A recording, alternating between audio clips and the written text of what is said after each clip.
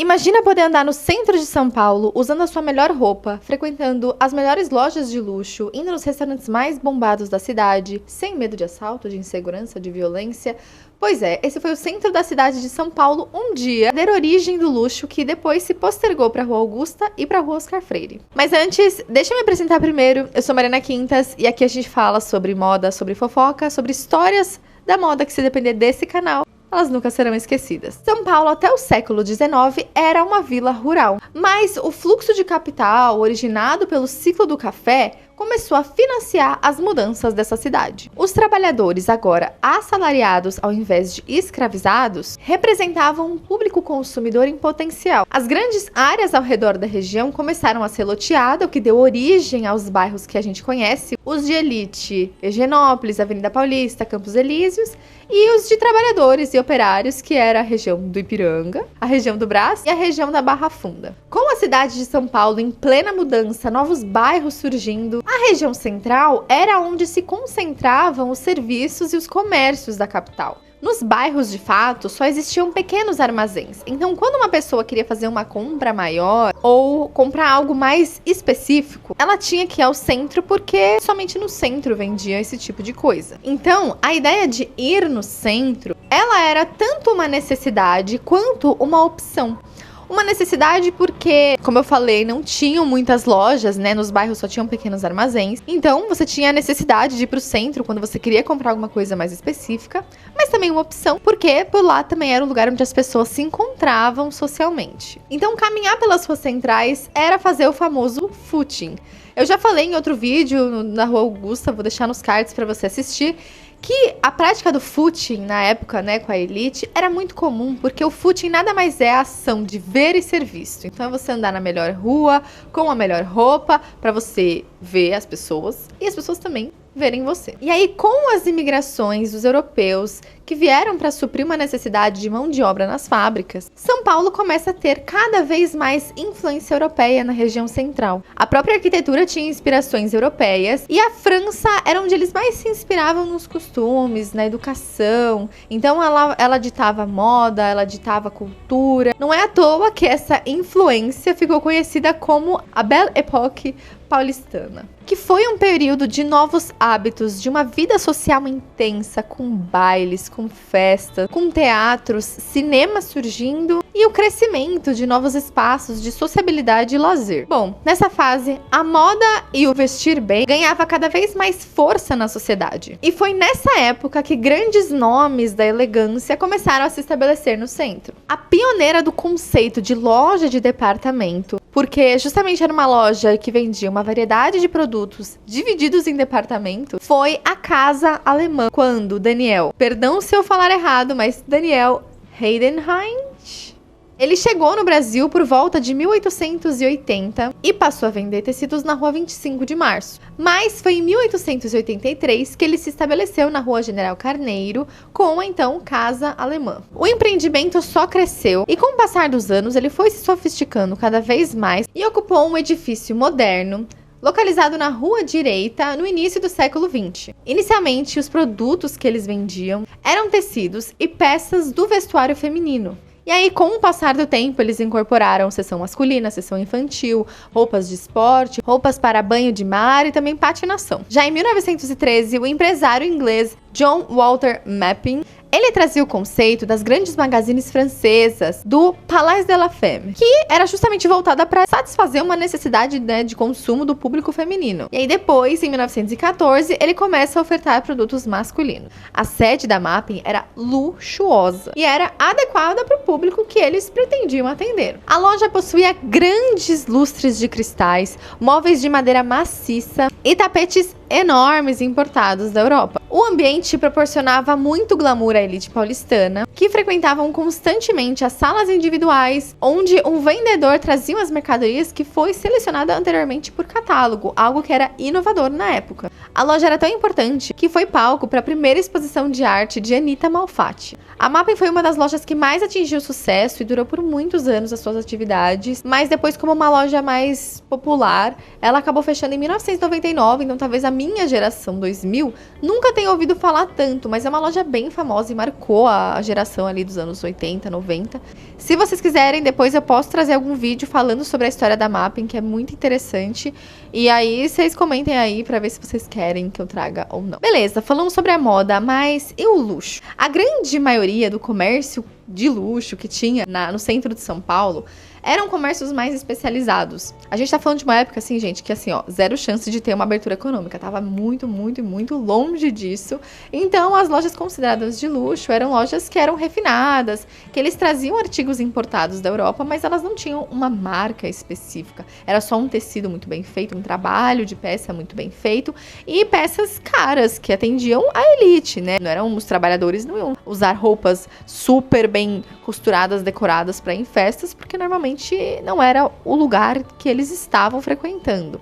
Então, a elite frequentava lojas mais especializadas. Por exemplo, na época, o chapéu era um item de moda indispensável para homens, para mulheres. Então, existiam várias chapelarias no centro da cidade que vendiam e colocavam os produtos, né, em vitrines expostas, muito bonitas. E tivemos várias famosas, como a Chapelaria Paulista, que abriu em 1914 e, pasmem, durou 101 anos. Ela só fechou em 2015 e foi uma das lojas que vendiam esses artigos importados, né, para a elite paulistana. E ela ficava na rua Quintino Bocaiúva, número 94. Hoje, no mesmo endereço onde tinha antes a Chapelaria Paulista, está a Joalheria Paulista, segundo os últimos registros que eu achei na internet. Outra bem famosa foi a Chapelaria Paissandu e, pasmem, ela está até hoje no mesmo endereço, que é no Largo do Paissandu, número 88. E ela acabou saindo, né, de um item obrigatório da época para hoje em dia se tornar um item muito diferenciado, que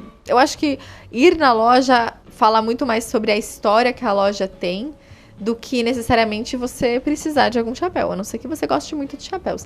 Mas eu achei muito interessante que ainda está aberto, chocada. Na época também tinha a loja La Ville de Paris, que ficava na rua direita, número 45, e era um destino das mulheres, onde elas buscavam uma alta costura. Então eles começaram vendendo sedas, rendas, luvas, perfumes franceses e os chapéus monumentais da época. E aí, posteriormente, também passou a vender peças para o público masculino. Essa loja não existe mais. Eu tentei procurar ainda o que existe ali na rua direita, número 45, porque a rua direita é uma rua bem famosa do centro da cidade. E eu não consegui encontrar, não tinha um número 45, eu não sei se o Google Maps não mostra, mas eu só achei entre os números 49, por ali. Bom, em 2021, no último registro que tem no Google Maps, ali naquela mesma região, e eu acredito que era naquele prédio, porque se era uma loja tão chique, e assim, se você olha o prédio que fica, é um prédio muito bonito, ele tá todo acabado, pichado, amaldiçoado.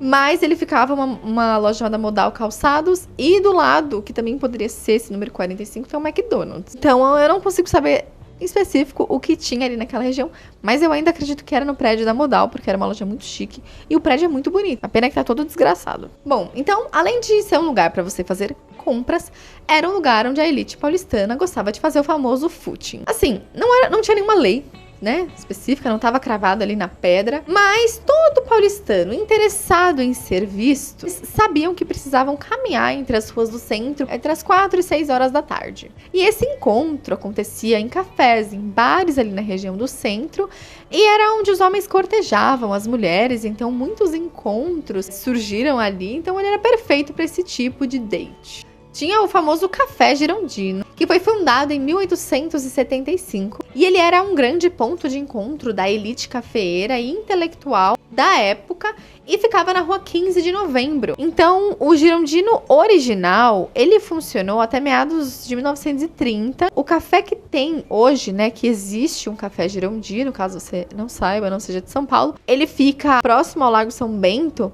E, na verdade, ele é uma grande referência ao que foi o café, ele é em homenagem, né? Mas ele não é o Café Girondino original, ele não ficava ali. Outros pontos de encontro famosos por ali era o Café Guarani, que, pasmem, funciona até hoje. Ele completou 93 anos em 2026, agora. Existiam também a Confeitaria Fazoli e a Confeitaria Elcésior, ou Elcésior, ou Elcésior, não sei. que se destacava por sua decoração refinada, seu interior muito bem feito, perfeito para a elite paulistana. Como a gente sabe, o centro da cidade está longe de ser um lugar onde você vai com a sua melhor roupa. Talvez você vá até com a pior roupa para ninguém diferenciar muito da multidão. Mas o que aconteceu com o centro da cidade e por que ele decaiu tanto? Bom, a crise de 1929 acabou com a Belle Époque paulistana, que durou até meados do século XX. Por mais que teve o seu auge ali, né, teve um